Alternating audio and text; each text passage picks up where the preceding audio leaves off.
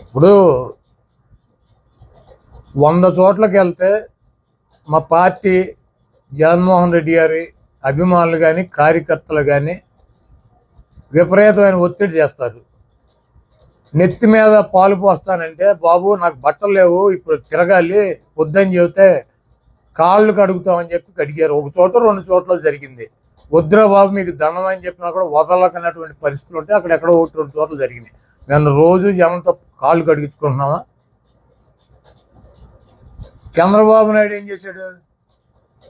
లోకేష్ ఏం చేశాడు? పవన్ కళ్యాణ్ ఏం చేశాడు? వీళ్ళ డప్పులు వీళ్ళే పెట్టుకుని, వీళ్ళ తమ్ముళ్ళని వీళ్ళే పోగేసుకుని, వీళ్ళ దండలు వీళ్ళే తెచ్చుకుని, మరి ఇవన్నీ ఏంటి? ఏబిఎన్ రాధాకృష్ణకి, రామోజీరావుకి, బిఆర్ నాయుడికి వీళ్ళ కళ్ళు మూసుకుపోయినాయి. చంద్రబాబుని ఎట్టగొట్టి ఆ సీట్లో కూర్చోపెట్టి ఈ రాష్ట్ర ఖజానాన్ని వాళ్ళ ముగ్గురు దోసుకోవాలన్నటువంటి ప్రయత్నం జరుగుతుంది. ఇది ఒక సబ్జెక్టా? ప్రచారంలో వెళ్తే ఒక చెంబు నీళ్ళు కాళ్ళ మీద పోతే అదొక సబ్జెక్టా? ప్రచారంలో వెళ్తా అంటే ఒక చెంబు నీళ్ళు కాళ్ళ మీద పోతే అదొక సబ్జెక్టా? ఈ పనికిరానటువంటి వెధవలకి, ఈ పనికిరానటువంటి తెలుగుదేశం పార్టీకి ఇక్కడ నన్ను పీకటాకి ఏమీ లేక ఫాల్స్ న్యూస్, నన్ను ఎవడో ఏదో అన్నాడని.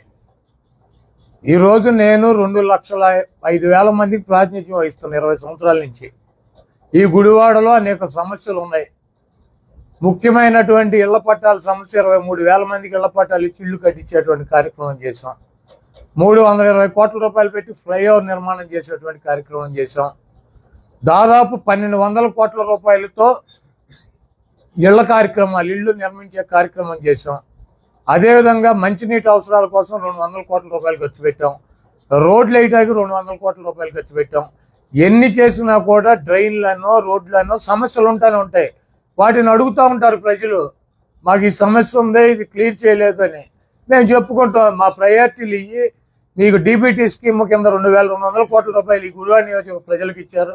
2,000 కోట్ల రూపాయల అభివృద్ధి కార్యక్రమాలు ఇచ్చారు. ఇంకా చేయాల్సినవి ఉన్నాయి, ఇవన్నీ చేసాము. మాకు ఇంకో అవకాశం ఇస్తే ఇవన్నీ కూడా చేస్తామని చెబుతాం. దానికి ఏదో నన్నేదో నిలదీశారని, నన్నేదో ఎలగొట్టారని ఈ పొకోడి న్యూస్ వేసి పొకోడి నా కొడుకులంతా ఆనందం పొందుతున్నారు. గుడివాడలో కొడాలని ఓడించడం, ఈ రాష్ట్రంలో జగన్మోహన్ రెడ్డిని ఓడించడం ఈ పొకోడి వాళ్ళకి సాధ్యం కాదు. ఇది రాసి పెట్టుకోండి. జూలై 4వ తారీఖు మళ్ళీ మాట్లాడదాం.